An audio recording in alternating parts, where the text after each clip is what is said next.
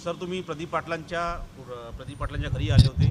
शौर्य पाटलांनी जी आत्महत्या केली त्या संदर्भात आपण संवेदना भेट घेतली आहे, सांत्वना भेट घेतलेली आहे। तर मी शौर्यचे वडील प्रदीप पाटील आहेत त्यांच्याशी मी चर्चा केलेली आहे आणि जे सेंट कोलंबस जे स्कूल आहे, हायस्कूल आहे, त्या ठिकाणी दुसरीपासून शिकणारा हा शौर्य जो होता, या शौर्याचा मोठ्या प्रमाणामध्ये 4 टीचरने अपमान केला।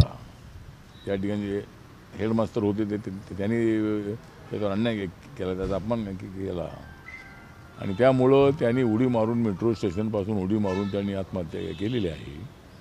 त्या आत्महत्येच्या नोटमध्ये त्यांनी स्पष्ट लिहिलेलं आहे की माझा असा प्रचंड अपमान झाला आणि याला 4 टीचर जबाबदार आहे आणि दुसऱ्याचा असा अपमान होऊ नये म्हणून मी माझं जीवन संपवत आहे।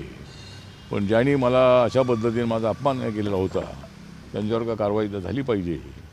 पण आता एक आठवडा होत आलेला आहे पण अद्याप कारवाई झालेली नाही आहे।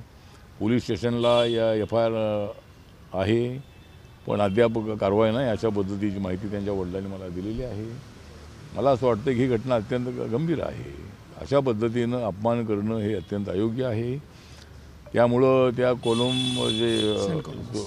सेंट कोलंबस जे स्कूल आहे त्या स्कूलच्या वतीनं सुद्धा त्या शिक्षकांवर ॲक्शन होणं अत्यंत आवश्यक आहे।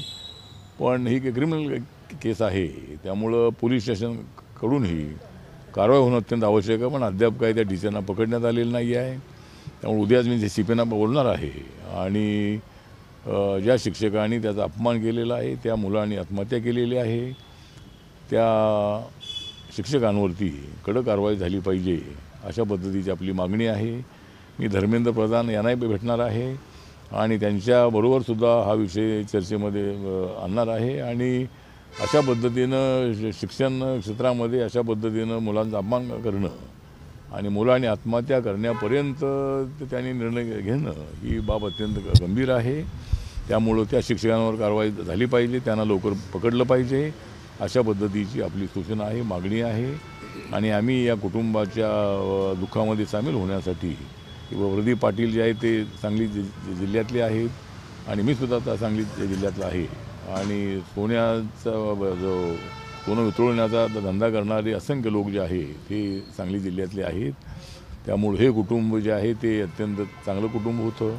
शौर्य हा ज्या शाळेमध्ये शिकत होता ती शाळा नावाजलेली शाळा आहे पण या घटनेमुळं ही शाळा बदनाम झालेली आहे। त्यामुळे मला असं वाटतं की या शिक्षकांवरती कारवाई झाली पाहिजे अशी आपली मागणी आहे। या अधिवेशनामध्ये तुम्ही हा प्रश्न उपस्थित करणार आहात किंवा त्या अनुषंगाने काही कठोर कारवाई करता येईल किंवा नाही, कठोर कारवाई झाली पाहिजे अशी आपली मागणीच आहे। आता मी मंत्री असल्यामुळं तो विषय मला असा करता येणार नाही पण बाकीच्या मेंबर ऑफ पार्लमेंटहून तो उपस्थित करता येऊ शकेल आणि दिल्लीमधलं प्रकरण असल्यामुळं आणि दिल्लीमध्ये पार्लमेंट सेशन चालू होतं आहे त्यामुळं हा प्रश्न उपस्थित झाला पाहिजे। पण मी अमित शहा यांना भेटणार आहे आणि अशा पद्धतीची घटना घडणं ही अत्यंत अयोग्य आहे आणि ही घटना अत्यंत गंभीर आहे असं आपलं मत आहे।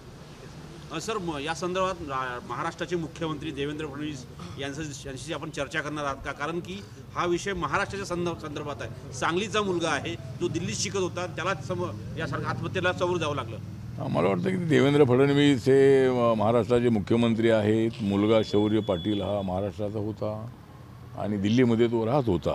तर अशा महाराष्ट्रातल्या फॅमिलीमधल्या एका मुलाने अशा पद्धतीची आत्महत्या करणं ही बाब अत्यंत चुकीची, अत्यंत महत्त्वाची आहे आणि मला असं वाटतं की मुख्यमंत्र्यांना सुद्धा आता सांगू, मुख्यमंत्र्यांनी सुद्धा या प्रकरणामध्ये लक्ष दिलं पाहिजे आणि या संबंधामध्ये मी रेखा गुप्ता यांच्याशी बोलेन कारण त्या इथल्या मुख्यमंत्री आहेत आणि त्यांच्या राज्यामध्ये अशा पद्धतीची घटना घडणं आणि आठवडा होत आला तरी कारवाई न होणं ही बाब मला वाटतं की अत्यंत चुकीची आहे। त्यामुळं या घटनेकडं सर्वांनी गांभीर्याने पाहणं अत्यंत आवश्यक आहे आणि पोलिसांनी लवकरात लवकर कारवाई करणं अत्यंत आवश्यक आहे।